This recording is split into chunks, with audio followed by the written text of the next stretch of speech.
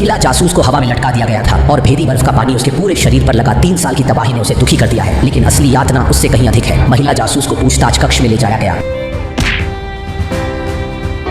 एक भारी झटका है। क्या आप अमेरिकियों के लिए मतदान कर रहे हैं? मैं अपने देश से प्यार करता हूं। स्वीकारोक्ति निकालने के लिए प्रताड़ित किए जाने के बाद भी कार्डिनल ने अभी भी राजद्रोह के आरोप को स्वीकार करने से इनकार कर दिया। इस समय चाचा सामने आए, लेकिन कार्डिनल ने झूठ बोला कि उन्होंने CIA को पूरी तरह से उनका विश्वास हासिल करने के लिए इस खबर का खुलासा किया था। वे इसलिए मिशन को पूरा करना जारी रखने के लिए कार्डिनल्स को संयुक्त राज्य अमेरिका वापस भेज दिया गया। पीड़ित कार्डिनल ने पहाड़ों को देखा और प्रकृति भावुक थी। हालांकि अगले दिन रूसी हत्यारे को दरवाजा मिल गया और उसे मौके पर ही वश में कर लिया गया। एक्सपोजर से बचने के लिए कार्डिनल ने उसे शांत करने का नाटक किया और हथियारों के साथ होने का नाटक किया और दशान को सीट से बांध दिया।